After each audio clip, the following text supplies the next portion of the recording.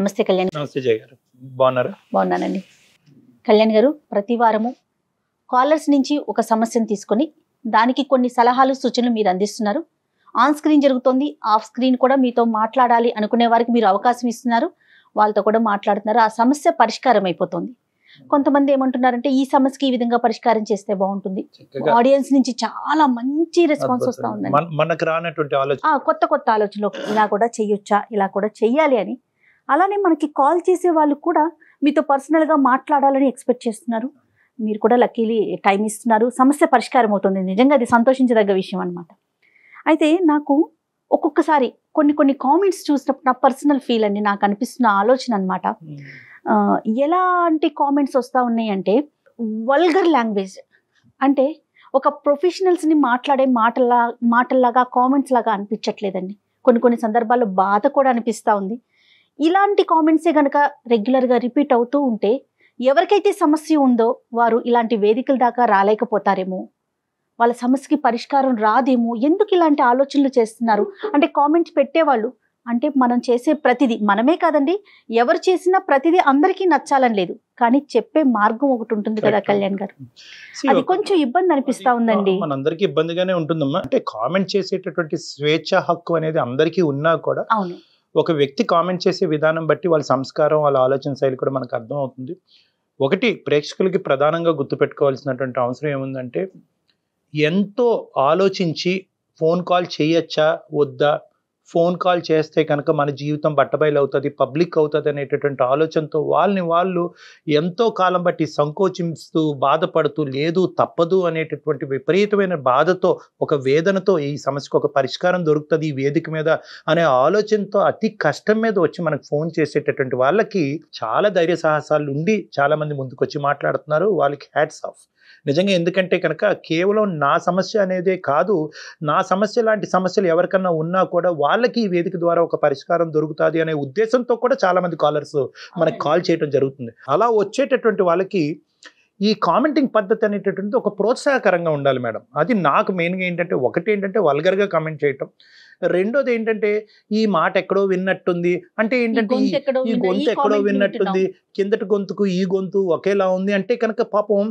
అది ఆ కామెంట్స్ చూసేటటువంటి ఆ బాధితులు ఎవరైతే కనుక అతి కష్టం మీద మనకు ఫోన్ చేస్తున్నారో వాళ్ళకి అనిపిస్తుంది ఇదంతా కూడా నేను చెప్పటం అనేటటువంటిది ఒక ప్రజలు ఒక డ్రామా కింద చూస్తున్నారా, దీన్ని ఒక సినిమా కింద చూస్తున్నారా, ఇది ఒక జీవిత గాథ, ఒక బాధ కింద చూడట్లేదా అనేటటువంటిది చాలా నిరుత్సాహజనకంగా ఉందమ్మా. అవునవును, ఎందుకంటే చాలా మంది ఇప్పుడు ఎవరైతే బాధితులు ఉన్నారో మనకు ఫోన్లో మాట్లాడుతున్నారు, పాపం ఇబ్బంది పడేవారు నాకు కాల్ చేస్తున్నారు, ఏంటి జయగారు మేము మాట్లాడుతుంటే ఇలాంటి కామెంట్స్ వస్తున్నాయి అని. అంటే ఎందుకంటే ఛానల్ వైపు నుంచి రెస్పాన్సిబిలిటీ మందే కాబట్టి ఏం చెప్పాలో అర్థం కాని విషయం కాబట్టి ఈ విషయం ఇవాళ ప్రస్తావన దాకా తీసుకురావడం జరిగింది కళ్యాణ్ గారు. మంచిది. సో ఎంకరేజింగ్ గా ఉండాలి, కామెంటింగ్ సెక్షన్ అనేటటువంటిది ఎంకరేజింగ్ గా ఉండాలి, ప్రోత్సాహకరంగా ఉండాలి. నెక్స్ట్ టైం ఇటువంటి కేసు సినారియో వచ్చినప్పుడు మాకు రానటువంటి ఆలోచన మీకు వచ్చి మేము ఆ ఆలోచనని ఆ బాధితులకు అందించేటటువంటి విధంగా మీ కామెంట్ సెక్షన్ లో కనిపించాలనేటటువంటిదే నా విన్నపం అండి. నేను మెయిల్ ఒకటి చూసానండి, భరత్ అని, అతను వరంగల్ నుంచి మెయిల్ చేశారు. వైఫ్ అండ్ హస్బెండ్ మధ్య చిన్న ఇష్యూ అనమాట. అది ఎక్కడ దాకంటే మనం రెగ్యులర్గా అనుకునేటట్టుగానే ఎవరికి వాళ్ళు వెళ్ళిపోదామా అనుకునే పరిస్థితికి వెళ్ళిపోయారు. సో భరత్ రెడ్డితో నేను మాట్లాడతానని చెప్పాను, ఈ రోజు కాల్ చేస్తానండి, ఒకసారి కాల్ చేస్తాను. వరంగల్ నుంచి కాల్ చేశాడు. హలో భరత్ గారండి, నేను సుమన్ టీవీ అందమైన జీవితం ప్రోగ్రామ్ నుంచి కాల్ చేస్తున్నానండి. నమస్తే భరత్, ఎలా ఉన్నారండి? రైట్, మీ బాగున్నామండి. నాతో పాటు డాక్టర్ కళ్యాణ్ చక్రవర్తి గారు కూడా ఉన్నారు. మీ ఇష్యూ అంతా బ్రీఫ్గా చెప్పాను నేను, ఒక్కసారి మీరు మాట్లాడండి డాక్టర్ గారితో. భరత్, నమస్తే భరత్. ఇప్పుడు మీ మ్యారేజ్ అయ్యి ఎంతకాలం అయింది, సమస్య ఏంటి చెప్పండి. పెళ్ళయి 4 ఏళ్ళు అయింది సార్. ఇది అంటే ఇది సమస్య అనలేను, అలా అని చెప్పి వదిలేనంటే ఎలా వదిలేయాలో కూడా అర్థం కావట్లేదు. ఇప్పుడు నేను ఒక ఐటీ కంపెనీలో వర్క్ చేస్తున్నానండి. మా ఆవిడ కూడా లాస్ట్ 3 years నుంచి, అంటే మ్యారేజ్ కన్నా ముందు నుంచి వర్క్ చేస్తుంది ఐటీ కంపెనీలో. సో ప్రాబ్లం వచ్చేసి తన శాలరీ ఏంటని కానీ, తన బ్యాంక్ అకౌంట్ డీటెయిల్స్ కానీ, తన కార్డు అంటే క్రెడిట్ కార్డు స్టేట్మెంట్స్ కానీ, పిన్ నెంబర్లు కానీ, ఇవేవి నాకు తెలియదండి. మెయిన్ అదొకటి. ప్లస్ నేనేమైనా అడిగితే దాని గురించి కానీ నీకెందుకు అన్నట్టు మాట్లాడుతుందండి తను. అంటే మెయిన్ అంటే ఇప్పుడు భార్య భర్త అన్నాక ఇంట్లో ఖర్చులు కానీ ఏదన్నా తెలుసమ్మానం అంటారు కదండి. అవును. సో తను జాబ్ చేసుకోవడం నాకు ప్రాబ్లం ఏం లేదు, తను అయినది. కానీ ఇప్పుడు నా బ్యాంక్ డీటెయిల్స్ నాకన్నా తనకు ఎక్కువ తెలుసు నా గురించి. నేను పెట్టే ప్రతి రూపాయి ఖర్చు కానీ, నేను ఎక్కడికి వెళ్తున్నాను, నా బ్యాంక్ స్టేట్మెంట్ ఏంటి, నా ట్రాన్సాక్షన్స్ ఏంటి, ఇవన్నీ తనకు తెలుసు. కానీ తన శాలరీ ఎంత అనేది నాకు తెలియదు, తన అకౌంట్ డీటెయిల్స్ నాకు తెలియదు. ఇది ఏమైనా అడిగితే రోజు గొడవలు అవుతున్నాయి ఇంట్లో, నీకెందుకని మాట్లాడుతుంది. సో ఇది ఎవరికి చెప్పుకోవాలో ఎలా చెప్పుకోవాలో అర్థం కాక మీకు మెయిల్ చేశాను. భరత్ అక్కడి వరకు అర్థమైంది ఏంటంటే తనకు సంబంధించినటువంటి ఫైనాన్షియల్ ఆస్పెక్ట్స్ అనేది దాంట్లో తను చాలా గోప్యంగా ఉంచుతుంది. మీరు ఎంత అడిగి తెలుసుకోవాలనుకున్నా కూడా ఆ ఇన్ఫర్మేషన్ అనేది మీకు రావట్లేదు. ఇప్పుడు ఖర్చులు ఎలాగా అంటే ఇన్పుట్ అనేది ఓకే, ఖర్చులు ఎలాగా అంటే ఎవరు ఖర్చు పెడుతున్నారు, ఎవరు ఈఎంఐలు కడుతున్నారు? మొత్తం నేనే ఖర్చు పెడతానండి. నా శాలరీ అంటే భర్తగా నా బాధ్యతలు నేను నిర్వహిస్తాను, 100% నిర్వహిస్తున్నాను. కానీ భార్యగా తను కూడా తను చూసుకోవాలి కదండి, తను కూడా చేయాలి కదా కొంచెం అన్నా. ఏమేమి పెద్ద పెద్దవి ఏమున్నాయి భరత్? అంటే హౌస్ ఈఎంఐ ఏమైనా ఉందా, ఇంటి ఏమైనా ఏమున్నాయి, మేజర్ ఖర్చులు ఏమున్నాయి మీది? రెంట్ కానివ్వండి, అంటే ఇల్లు కొందాం ప్లాన్ చేస్తున్నాము. సో నాకు వచ్చే శాలరీలో ఇంత, ఈ శాలరీలో ఈ ఖర్చులతో ఇప్పుడు ఇల్లు కొనేంత పరిస్థితి నాకు లేదండి. ఈ 4 years బట్టి భరత్ తన అకౌంట్ లో మిగిలినటువంటి డబ్బుల్ని ఎక్కడన్నా ఎఫ్డి వేయటం కానీ, లేదంటే ఎక్కడన్నా సేవ్ చేసేటటువంటి పద్ధతిని ఎక్కడన్నా జరిగిందా, లేదంటే అది అలాగే ఉందా ఇప్పుడు వరకు అంత బ్యాంక్ లో? తనకి అసలు తెలియదు సార్, తనకు వచ్చే శాలరీ ఎంత తెలియనప్పుడు ఇవన్నీ ఎలా తెలుస్తుంది? ఎలా సాధ్యం అండి 4 ఏళ్ల నుంచి తెలియకుండా? పిల్లలు ఉన్నారా భరత్ మీకు? ఒక బాబు అండి, బాబు. ఇంటి ఖర్చులు, బాబు ఖర్చులు, తన మెయింటెనెన్స్, నా మెయింటెనెన్స్ అన్ని నేను చూసుకుంటాను. ఈ ఒకే ఏరియాలోనేనా భరత్ మీ ఇద్దరి మధ్యన ట్రాన్స్పరెన్సీ లేకపోవడం అనేది? అంటే మీ సైడ్ నుంచి అంత ట్రాన్స్పరెంట్ ఈ ఒకే ఏరియాలో, మిగతా అన్ని ఇష్యూస్ లో కన్నా ఆ అమ్మాయి ఏంటి, ఆ అమ్మాయి ఆలోచన ఏంటి, వ్యవహారాలు ఏంటి, పద్ధతులు ఏంటి, మాటలు ఏంటి, everything else you know about it? అన్ని తెలుసు. ఈ ఒక్క విషయంలోనే నాకు ఏ విషయం చెప్పట్లేదు, ఏ క్లాక్ రావట్లేదు. దీనివల్ల మిగతా విషయాలన్నింటిలో ఇప్పుడు గొడవలేదు, డిస్టర్బెన్స్ వచ్చేస్తుంది. కాదు భరత్ గారు, మీకు మీ ఫ్యామిలీ వరకైనా బర్డెన్, లేకుంటే మీ పేరెంట్స్ ని కూడా మీరు ఏమన్నా చూసుకోవాలా, అలాంటి అవకాశం అలాంటిది ఏమన్నా ఉందా మీకు? అలా ఏం లేదండి, మా వరకే ఉంటాం. మీ వరకే. ఆ అమ్మాయి పర్మిషన్ లేకుండా మీరు డబ్బులు వేరే చోటకు పంపిస్తున్నారనో, లేదంటే వేరే విధంగా ఖర్చు పెడుతున్నారనే ఆలోచన అమ్మాయికి ఉందా? అంటే వేస్టేజ్ ఆఫ్ ఫండ్స్ జరుగుతున్నాయి అనేటటువంటి అభద్రత అమ్మాయికి ఏమన్నా ఉందని అంటారా? ఇప్పుడు నేను పెట్టే ప్రతి రూపాయి ఖర్చు తనకు తెలుసు అండి. తనకు తెలుసు. ఓకే. తనకు తెలుసు, నా అకౌంట్ డీటెయిల్స్ తెలుసు, నా ఆన్లైన్ పేమెంట్లు కానీ, గూగుల్ పే కానీ. తను ప్రశ్నిస్తుందా ఎందుకండి ఏమండి ఇది అనవసరం కదా, ఈ ఖర్చు అనవసరం కదా, ఇది అక్కర్లేదు కదా అనేటటువంటి ప్రశ్నిస్తుందా తన? ప్రతిదీ ఉంటుందండి. ఇప్పుడు ఐటీ కంపెనీ సార్, ఇప్పుడు ఒక క్లయింట్ కలవాలనుకో దేనికో బయటకు వెళ్తాము, రెస్టారెంట్ ఖర్చు పెడతాము, మీటింగ్స్కి వెళ్తాము, ఖర్చు అవుతుంది. వాళ్ళ కంపెనీ మీటింగ్ కి మీరు ఎందుకు ఖర్చు పెట్టాలని అడుగుతారు. కస్తూరి గారిని అడిగినప్పుడు ఆవిడ ఏమంటారండి? నా ఇష్టం అంటదా, లేదంటే ఏదైనా ఒక బలమైన కారణం చెప్తారు? నా సంపాదన నా ఇష్టం, నీకు చెప్పాల్సిన అవసరం ఉంది. నా ఇష్టం. ఓకే. నేను అడిగితే మాత్రం చెప్పట్లేదు. అర్థమైంది. ఫ్యామిలీకి సంబంధించి మాత్రం ఇన్వాల్వ్ కాదు. ఇప్పుడు ఏదైనా షాపింగ్కి వెళ్ళి వచ్చింది, ఎంత ఖర్చు అయిందంటే నీకెందుకు అంటాం. ఇంట్లో ఖర్చులు నేనే చూసుకుంటాను, బాబు ఖర్చులు నేనే చూసుకుంటాను, ఇంటి ఖర్చులు మొత్తం నేనే చూసుకుంటాను.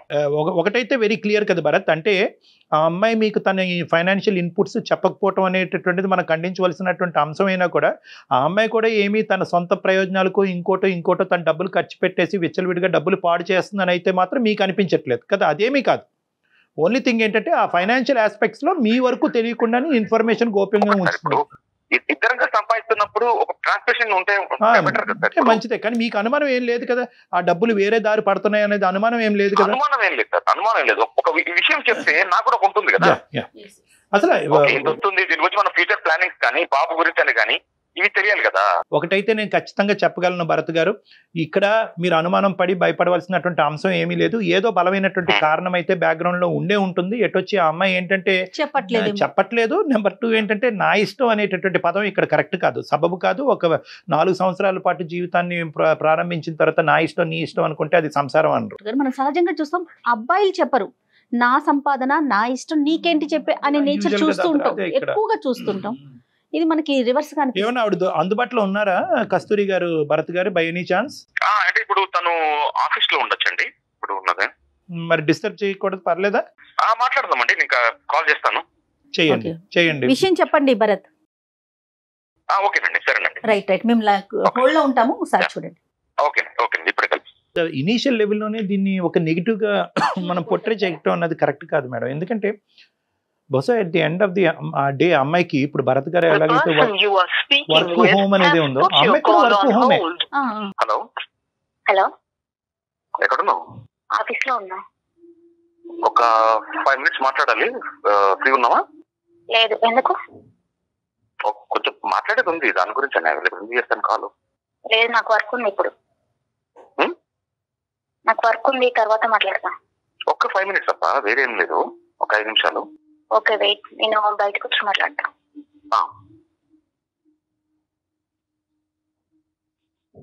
హలో, ఫ్రీ ఉన్నా, మాట్లాడచ్చా? మాట్లాడండి. ఇప్పుడు నేను ఒక డాక్టర్ గారితో కల్పిస్తాను కాన్ఫరెన్స్ కాల్. సో ఒక డాక్టర్ గారు ఉన్నారు, ఆయన ఫోన్ కాల్ కల్పిస్తాను, కాన్ఫరెన్స్ కాల్. ఒక్కసారి అంటే ఎందుకు అనేది ఏం చెప్పాలి? భరత్ నువ్వు సరిగ్గా చెప్పట్లేదు అయ్యా, ఒక్క నిమిషం ఆగు భరత్. అది కాదు భరత్. అమ్మ కస్తూరి, సారీ అమ్మ, భరత్ భయపడుతున్నాడు, ఎక్కువ ఈ ఫీల్ అవుతున్నట్టున్నాడు. నా పేరు డాక్టర్ కళ్యాణ్ చక్రవర్తి అమ్మ, నేను జయ గారితో పాటు ఉన్నాను. మేము సుమన్ టీవీ అందమైన జీవితం నుంచి మాట్లాడుతున్నాము. బేసికలీ మీ భర్త గారు ఏంటంటే మాకు ఈమెయిల్ పంపించారు, ఏంటంటే నాకు నా భార్య మధ్యన రిలేషన్షిప్ చాలా బాగుంది, ఏ సమస్య లేదు, కానీ ఒక చిన్న అంశంలో మా ఇద్దరి మధ్యన తర్జన భర్జన అవుతుంది, అది మాత్రం ఆ ఇష్యూని మీరు రిజాల్వ్ చేస్తే కనుక మా అంత అద్భుతమైన జీవితం ఎవరికి ఉండదేమోనండి అతను చెప్పాడు. ఆ ఒక్క ఇష్యూ ఏంటంటే కనుక ఫైనాన్షియల్ ట్రాన్స్పరెన్సీ, అంటే ఆర్థిక పరమైనటువంటి అంశాల్లో మా భార్య తన సైడ్ నుంచి ఉండేటటువంటి లావాదేవీలు, ఎంత ఇన్పుట్ ఎంత అవుట్పుట్ అనేటటువంటి ఇన్ఫర్మేషన్ నాకు అస్సలు తెలియట్లేదండి. అడిగితే కనుక నా ఇష్టం నీకు అనవసరం అనేటటువంటి మాట వస్తుంది. అదే రివర్స్లో చూసుకుంటే కనుక నాకు సంబంధించినటువంటి అంశాలు అన్నీ కూడా ఓపెన్ బుక్ అండి, తనకు అన్నీ తెలుసు అని అంటున్నాను. సో దీనివల్ల అతను కొద్దిగా బాధపడుతున్నాడమ్మా. అది ఏంటి అనేటటువంటిది ఆ ఒక్క ఇష్యూ రిజాల్వ్ చేసుకుంటే మీరిద్దరు హ్యాపీగా ముందుకెళ్ళొచ్చు అనే ఉద్దేశంతో మేము ఈ ఇష్యూని టేకప్ చేసి మీకు ఏదైనా మాట్లాడుతున్నాం అనమాట. ఇంకా మీ ఇద్దరి మధ్య ఎటువంటి ఇష్యూ లేదని చాలా హ్యాపీగా ఉంటున్నారని కూడా చెప్పారండి. భర్త అనేటప్పుడు తను సంపాదించింది భార్యలకి పిల్లలకి పెట్టాలి కదండి. తను అలా కాకుండా నా సంపాదన గురించి మాట్లాడడం కరెక్ట్ కాదు కదా.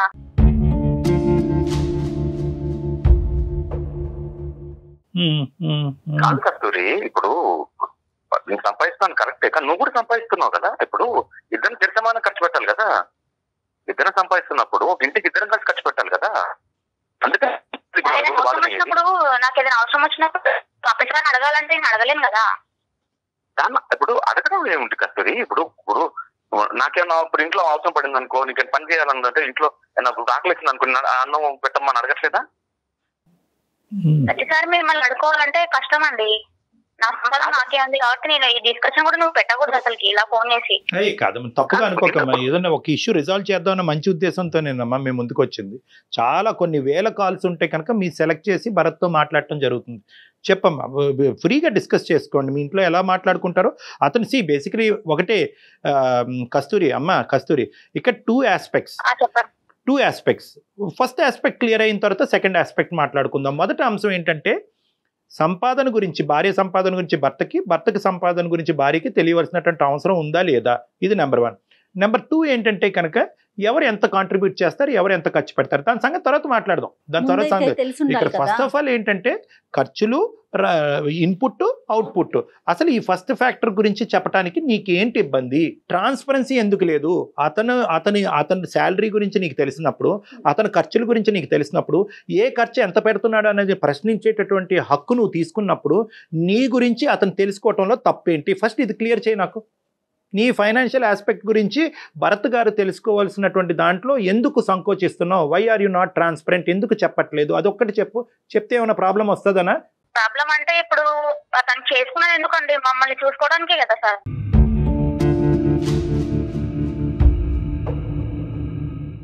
నీకు నా ప్రశ్న అర్థం కావట్లేదు నాన్న. ఇది మీరు చెప్పకపోవటానికి కారణం ఏంటి అంటున్నారు డాక్టర్ గారు. ఏదైనా రీజన్ ఉందా? బలమైన కారణం ఉందా? అంటే నా సంపాదన అనేది తనకు అనవసరం కదండి. అతని సంపాదన నీకు అనవసరం కదమ్మా కస్తూరి. నువ్వు అమాయకంగా మాట్లాడుతున్నావు, ఎలా మాట్లాడుతున్నావు నాకు అర్థం కావట్లేదు. కాదమ్మా కస్తూరి, ఇదివరకు రోజుల్లో మనం ఇంట్లోనే ఉండేవాళ్ళం ఆడవాళ్ళు. ఎప్పుడు మన అమ్మమ్మలు ఇంకా ఇప్పుడు అలా కాదు కదా. మగవారితో సమానంగా మనం బయటకు వస్తున్నాం, మనం కూడా సంపాదిస్తున్నాం కదా. ఇదివరకు రోజుల్లో ఆడవాళ్ళు ఇంట్లో ఉండేవాళ్ళు కాబట్టి భర్తే చూసుకోవాలి, కుటుంబాన్ని పోషించాలి అనేవారు. ఇప్పుడు ఆ రోజులు మారాయి కదా కస్తూరి. అమ్మ నీ రూపాయి భరత్కి అక్కర్లేదు, నీ రూపాయి ఈ ఇంటిల్లో 10 కాపాడటం గురించి పోషించడం గురించి అక్కర్లేదు. ఫస్ట్ ఆఫ్ ఆల్ నీ శాలరీ ఎంతో భరత్కి చెప్పేదానికి అవకాశం ఉందా లేదా? చెప్పానండి, అదంతే నేను చెప్పానండి, అది నా పర్సనల్ విషయం.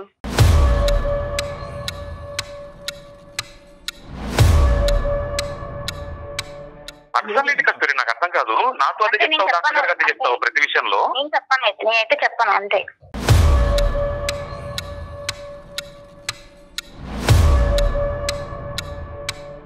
నేను ఎందుకు చెప్పాలి చెప్పు? అరే ఇప్పుడు చెప్పకుండా ఎందుకుంటా? ఇప్పుడు ఒక ఇద్దరు కలిసి ఉన్నప్పుడు చేసుకొని ఒకళ్ళు అనుకున్నప్పుడు చెప్పకుండా ఇప్పుడు నా అకౌంట్ అన్ని చెక్ చేస్తావు కదా. నేనైతే చెప్పాను, నువ్వేమైనా అనుకో, నేనైతే చెప్పాను. కాదు నాన్న, కాదు నాన్న, ఇదంతా మొండిగా మాట్లాడుతుంది. You're not taking your life anywhere. అనవసరంగా శుభ్రంగా ఉండవలసినటువంటి జీవితాన్ని చేతులారా చెడగొట్టుకున్నట్టు అవుతుంది. అది పద్ధతి కాదు. కస్తూరి, ఒక్కసారి నీ సెన్సిబిలిటీ యూజ్ చేసి మాట్లాడి, ఇమోషన్తో మాట్లాడద్దు. మేము కూడా ఈరోజు మీ కుటుంబ సభ్యులు లాంటి వాళ్ళమే, మేము బయట వ్యక్తులు కాదు. మీ మంచి కోరి మేము మాట్లాడుతున్నాం. ఇక్కడ ఒకే ఒక అంశం, నువ్వు చెప్పొద్దు. ఈ రోజు నుంచి నువ్వు చెప్పడం ఆపేసే, మీ ఆయన కూడా చెప్పడం ఆపేస్తాడు. ఓకేనా నీకు? మీ ఆయన కూడా చెప్పడం. డబ్బుల దగ్గర ఇంత డిస్కషన్ పెట్టడమే తప్పండి. మళ్ళీ డబ్బుల దగ్గర ఇంత డిస్కషన్ పెట్టి 14 పెట్టి ఏం చేద్దాం అనుకుంటున్నావు నన్ను? కాదు కస్తూరి, అసలు భార్యాభర్తలు అన్నాక దాపరికాలు ఏంటమ్మా కదా? కాదు కస్తూరి, నేనైతే ఏమన్నా అనుకో, నేను బరాబర్ చెప్పను. నేను అలాంటి కస్తూరి నాకు అర్థం కాదు. నేను అంతే అంట. ఇంట్లో ఉన్నప్పుడు వేరు, ఇప్పుడు ఇక్కడ తీసుకొచ్చినావు అంటే నేను ఎందుకు చెప్పాలి నీకు? అమ్మ, అతను నాకు ఫోన్ చేసినందుకు, నీ పర్మిషన్ లేకుండా ఈ సబ్జెక్ట్ ఇక్కడ తీసుకొచ్చినందుకు అతని తరపున నేను నీకు సారీ చెప్తున్నాను. కానీ ఇప్పుడు సబ్జెక్ట్ రిజాల్వ్ చేద్దాం. ఓకే, నీకు చెప్పకుండా ఇలా తీసుకురావటం కూడా ముందే చెప్పాలి. భరత్, నిన్న రాత్రి నువ్వు ఇలా ఫోన్ రావచ్చు, వాళ్ళ దగ్గర నుంచి రావచ్చు, అప్పుడు నేను నీకు ఫోన్ కలుపుతాను. అదే అందుగురించే నువ్వు అప్సెట్ అయ్యావని నాకు అర్థం అవుతున్నామా. అందుకే నువ్వు అంత మొండిగా వాదిస్తున్నావు అని చెప్తున్నాను. నేను ఏమంటున్నానంటే, అతను ముందుగానే నిన్ను ప్రిపేర్ చేయవలసింది. ఓకే, ఇది పక్కన పెడదాం తల్లి. ఇప్పుడు ఏంటి, నీ డబ్బు ఒకప్పుడు ఆ పర్టికులర్స్ అన్నీ చెప్తే దాంట్లోంచి కాంట్రిబ్యూషన్ అడుగుతాడు అనే భయమా, లేదంటే నా చదువు, నా తల్లిదండ్రులు నన్ను చదివించారు, నా ఉద్యోగం, నా శాలరీ కాబట్టి దీంట్లో నీకెక్కడా కూడా నీకు పాత్ర లేదు అనేటటువంటి చెప్పేటటువంటి ఉద్దేశమా ఏంటిది? అంతే కదండి. నాకైతే నా తల్లిదండ్రులు నన్ను చదివించినారు కాబట్టి ఆ శాలరీ అని నాకే ఉంటుంది అంతే. నేను తనని మాత్రం 1 రూపాయి కూడా అడగను ఎప్పుడు. కానీ భార్య పెళ్లి చేసుకున్నందుకు భార్యకి పెట్టాల్సినది బాధ్యత తనదే ఉంటది. భార్యకి పిల్లలకి పెట్టాల్సిన బాధ్యత తనదే. దాపరికాలు ఉండకూడదు కదా కస్తూరి, మీరు అది ఆలోచించట్లేదు. నాకు నచ్చని విషయం ఏంటంటే, అది డబ్బుల గురించి మాత్రం నిన్న ఎప్పుడు అడగకూడదండి. భార్యని చూసుకోవాల్సిన తనే కాబట్టి తనే పెట్టాలి, అంతే అండి. నేనైతే ఎప్పుడు ఈ టాపిక్ మాత్రం ఎప్పుడు డిస్కషన్ చేయొద్దు అనుకున్నా, మళ్ళీ ఇక్కడ దాకా తీసుకొచ్చింది ఇది.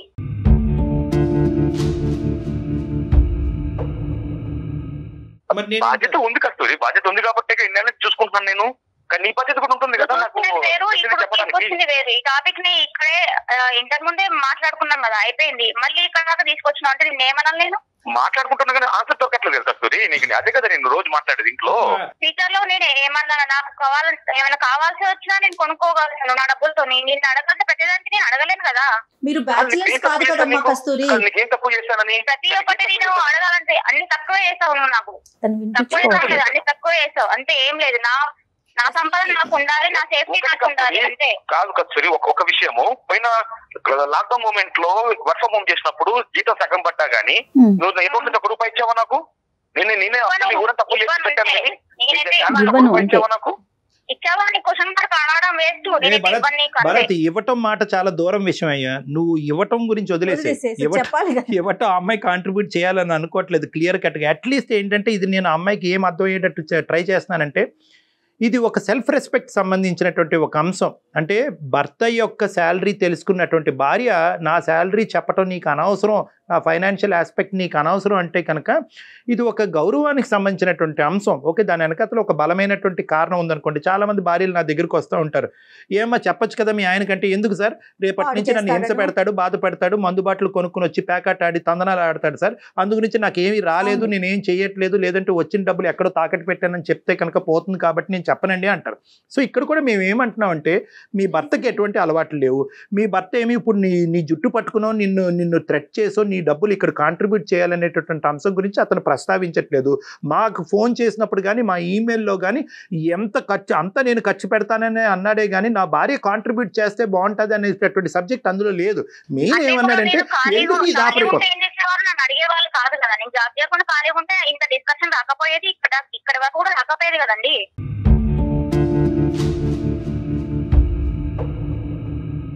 కానీ మీరు చేస్తున్నారు కదా కస్తూరి.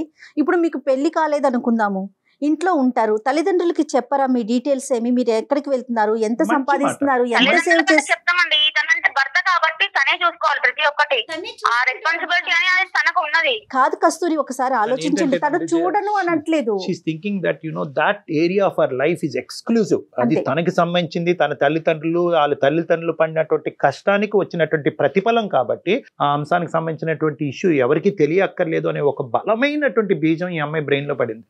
అది మరి వాళ్ళ తల్లిదండ్రులు చెప్పినటువంటిది, ఏమో ఇలా చెప్పద్దు, మొగుడికి చెప్పవలసినటువంటి అవసరం లేదు అన్నది నీ ఆలోచన, లేదంటే మీ తల్లిదండ్రులు, లేదంటే ఎవరన్నా? ఎవరు చెప్పలేదండి, అది నా ఆలోచన. నేనైతే ఆ డబ్బుల గురించి ఇంత డిస్కషన్ పెట్టడం కూడా అవసరం. తనకి ఇంత సాలరీ వస్తే నాకు ఇంత చూసుకోవడం, నా ఫ్యూచర్ గురించి ఆలోచించడం, అదొకటే చేయాల్సిన పని. నా డబ్బుల గురించి డిస్కషన్ పెడుతుందంటే స్టార్టింగ్ నుంచి నాకు అసలు నచ్చట్లేదండి ఈ విషయం మాత్రం. అసలు ఓ నీకు నచ్చట్లేదమ్మా, అదే అర్థమవుతుంది. అది ఒక్క సబ్జెక్ట్ బాగా అర్థమవుతుంది. నీకు నచ్చట్లేదు, ఫోన్ కాల్ ఇలా రావటం నచ్చట్లేదు, నా డబ్బుల గురించి మాట్లాడటం నచ్చట్లేదు, నేను ఖర్చు పెట్టను అనే అంశం పబ్లిక్ చేయటం అన్నది నచ్చట్లేదు. నీకు నచ్చినటువంటి అంశాలే చెప్తున్నావు కానీ ఎందుకు నచ్చట్లేదు అన్నది చెప్పట్లేదు. మీరు ఇప్పుడు ఇదే సబ్జెక్టు మీ అమ్మ నాన్న కూడా ఇక్కడ మా ఎదురు బదులే ఉన్నారని అనుకోండి, అమ్మ నాన్న ఎదుర్కొంటే చెప్తాం, ఏమమ్మా రెస్పాన్సిబిలిటీ కదండి, బాధ్యత చేసుకున్న వాళ్ళే చూసుకోవాలనేది బాధ్యత. మళ్ళీ రిటర్న్ మమ్మల్ని అడగాలంటే ఆడపిల్లల్ని అడగడం అవసరం అసలు కరెక్ట్ కాదు కదండి. అది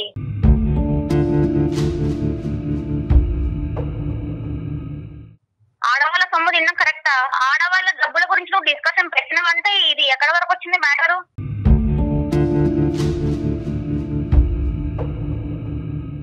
నానా భరత్, మీ ఆవిడ వ్యవహారం వెనక నుంచి ముందుకైనా, ముందు నుంచి వెనకైనా ఒకే సబ్జెక్ట్ వస్తుంది. ఆవిడ దగ్గర నుంచి ఇంకో రెస్పాన్స్ రావట్లేదు. ఏంటంటే కనుక సింపుల్ ఒకటే లైను.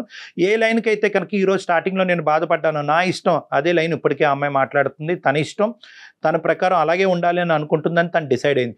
ఇక్కడ నేను నీకు చెప్పేది ఏంటంటే, ఎప్పుడైనా కూడా ఈ ఇష్యూ వాళ్ళ పేరెంట్స్ వరకు తీసుకెళ్లారా? లేదు సార్, ఇది ఇంటి వరకే ఉందండి. Bharat, okay, I know your broad mindedness, మీ సెన్సిటివిటీస్ని అర్థం చేసుకుని మీరు ముందుకు వెళ్తున్నారు.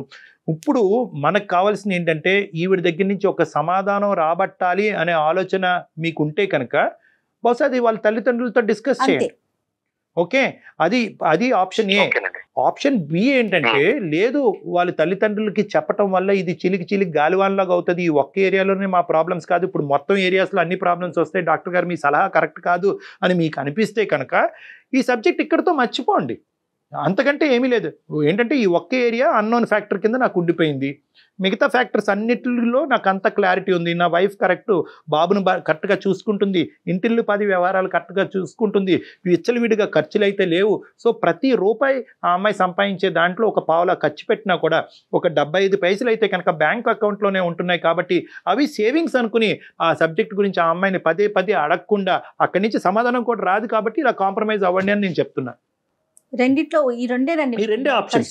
ఒకటి ఏంటంటే, ఆ ఇన్పుట్ అన్నది నాకు రాదు, అది క్లోజ్డ్ డోరు, అక్కడి నుంచి ఇన్పుట్ రావాలి అని అనుకున్నప్పుడల్లా, ఆ అమ్మాయి ఒత్తిడి మీద పెట్టినప్పుడల్లా, ఈ అమ్మాయి ఇలా మొండిగా మాట్లాడినప్పుడల్లా మీ ఇద్దరి మధ్యన ఒక గొడవ కాస్త 10 గొడవల కింద మారడానికి అవకాశం ఉంది. ఇది ఒక ప్రాబ్లము. సో ఆ ఏరియా మూసేసి ఆ 75 పైసలు బ్యాంకులోనే ఉండి, అది రూపాయి పెరిగి పెద్ద అయినప్పుడు ఆ సేవింగ్ కాస్త ఎప్పటికైనా కూడా మీ కుటుంబానికి, మీ కొడుకే కాబట్టి అది ఎప్పుడో ఉపయోగపడుతుంది అన్నట్టు ఆ ఏరియాలో మీరు కళ్ళు మూసుకుని ఉండటం అనేది ఒక కాంప్రమైజ్. లేదు, ఈ ఒక్క విషయం తెలియకపోతే నాకు నిద్ర పట్టట్లేదు, నా ఊపిరి సలపట్లేదు, నేను ఉక్కిరి బిక్కిరి అవుతున్నాను అనుకుంటే కనుక ఇంకో దారి ఏంటంటే, పేరెంట్స్తో పాటు కూర్చుని ఒక సంప్రదింపుకి వచ్చి ఒక ఆలోచన. అదేంటంటే ఇటువంటి వాళ్ళతో, అంటే మీ వైఫ్ లాంటి వాళ్ళతో, కస్తూరి లాంటి వాళ్ళతో ఏంటంటే, ఇదిగో ఇప్పుడు ఇదే ప్రాబ్లం, ఇష్యూ ఎప్పుడైతే కనుక మీ ఇద్దరి మధ్యన ఉంటుందో అది చిన్నగా ఉంటుంది. వాళ్ళు మారరు, మనం వేరే వాళ్ళు సంప్రదిస్తే కనుక అది ఇంకా పెద్ద తప్పుగా అయ్యి ఇంత కాస్త తప్పు కాస్తే ఇంత తప్పు అవుతుంది. సో అప్పుడు ఏమవుతుందంటే మనస్పర్ధలు వస్తాయి. ప్రైవేట్ ఇష్యూ పబ్లిక్ చేసో అనవసరంగా మా అమ్మ నాన్న కళ్ళల్లో నన్ను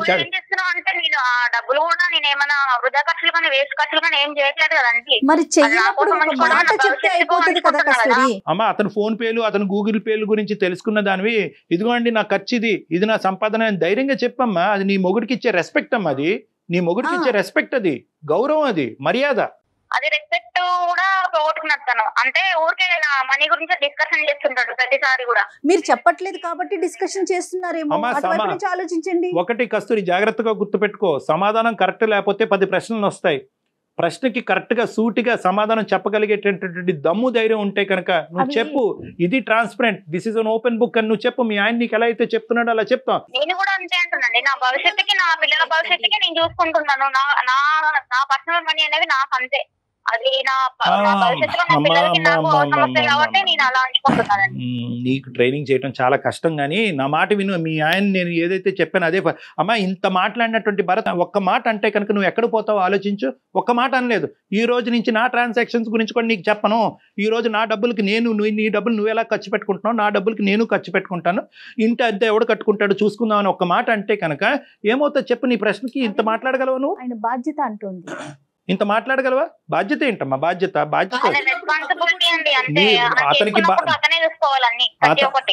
అతనికి హక్కు కూడా ఉంటుంది కదా కస్తూరి. అతను బాధ్యత తీసుకుంటున్నాడు కాబట్టి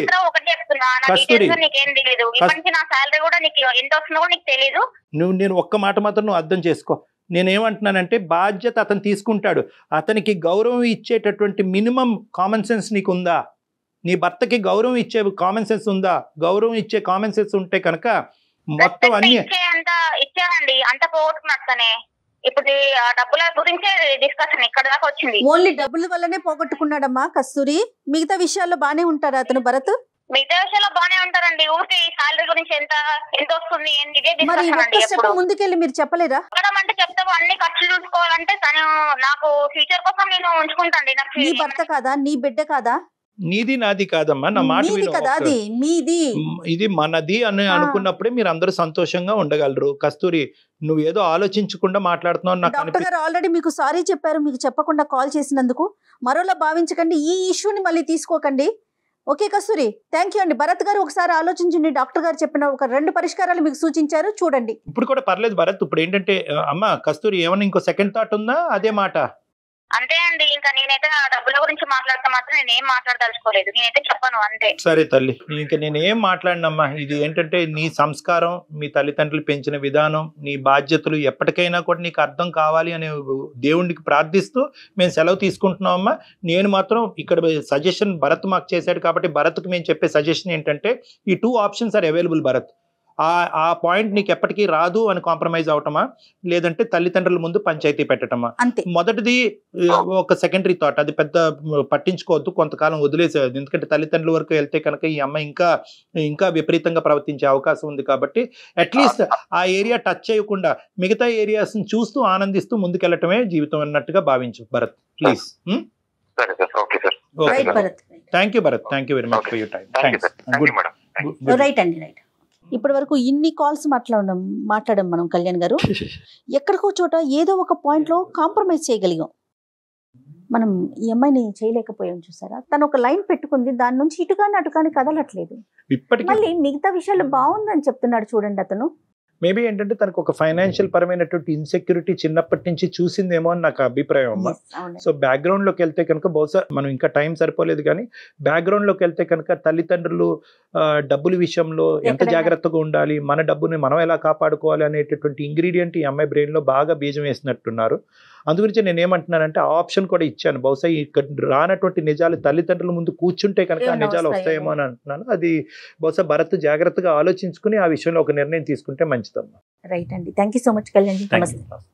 అందమైన జీవితం సమర్పిస్తున్న వారు 49 అంటే సంతోషం, 49 అంటే సంతానం. సమర్పిస్తున్న వారు అనిల్ నాయర్ క్లాసెస్. సులువైన పద్ధతిలో ఆన్లైన్ కోచింగ్ ద్వారా అత్యుత్తమ విద్యాబోధన అనిల్ నాయర్ ప్రత్యేకత.